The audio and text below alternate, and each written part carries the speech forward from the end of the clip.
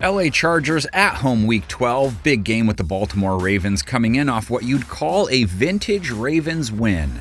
But put enough pressure on to take him down. And Lamar Jackson says, all right, I'll keep it myself. Chargers taking on a Ravens squad that just took care of business in a very Ravens way, big time pass rush. Just an Olay by Volson. Suffocating secondary play. Browning throws, quick slant, knockdown, incomplete at the 5-yard line. Good ground game.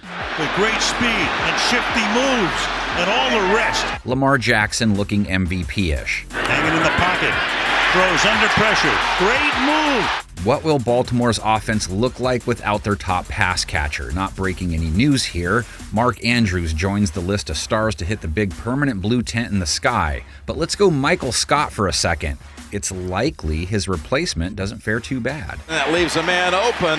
It's likely. I should have told people to put earmuffs on for that one. I apologize. But Andrews' replacement is Isaiah Likely, and every Mark Andrews fantasy owner picked him up because when Andrews has been hurt in recent years, Likely has had some good games. Likely a career-high 7th reception. The flock hoping there isn't too much of a drop-off. Lamar looks his best when him and Andrews eat. Jackson left last week's game with a full belly, 2 touchdowns, no picks, over 260 yards, over 10 yards per attempt, rating over 120 versus a tough secondary. Type of game that has Baltimore Ravens superfan Wee Hoopin's voice cracking. And that's the threat of Lamar Jackson. Plenty of reason to think we're heaping more praise on him after this game. Lamar, not Wee Hoopin. Unless LA's secondary figures some things out, they've struggled as much as any team versus passing attacks, gave up over 320 yards to Jordan Love last week, 2 touchdowns, no picks, a rating allowed near 110. But he realizes there's nobody over the top,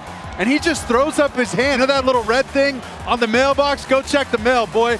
Now they face Lamar without Joey Bosa. Khalil Mack did at least have 2 sacks, though. Love backpedals and he's sacked. Khalil Mack. Chargers defense has to have a complete game to stop Baltimore. They went for over 5 yards per carry last week, over 150 rush yards.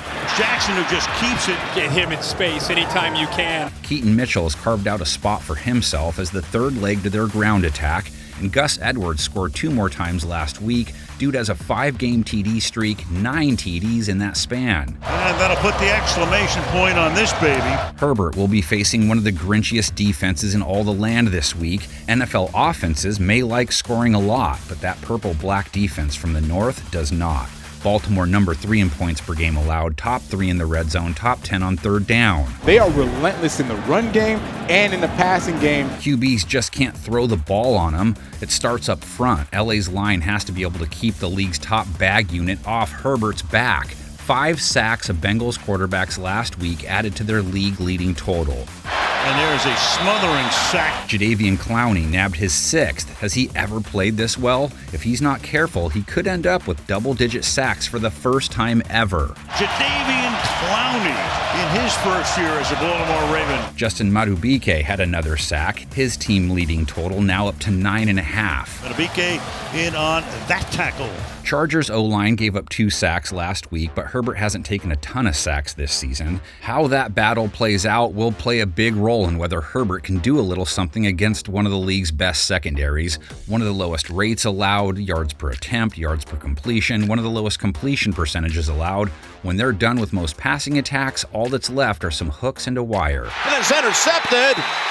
No! Herbert didn't have a bad game versus Green Bay. 260 yards, 2 touchdowns, no INTs, a rating right near 100. All the way in for the touchdown! Wide receiver Keenan Allen went for 116 yards, 8+ receptions in 4 straight games for him, back-to-back games over 100 yards. Over the middle, Keenan Allen wide open and on the run. Herbert also ran for 73 yards last week. That's not common, but that's a lot of rush yards, Walter.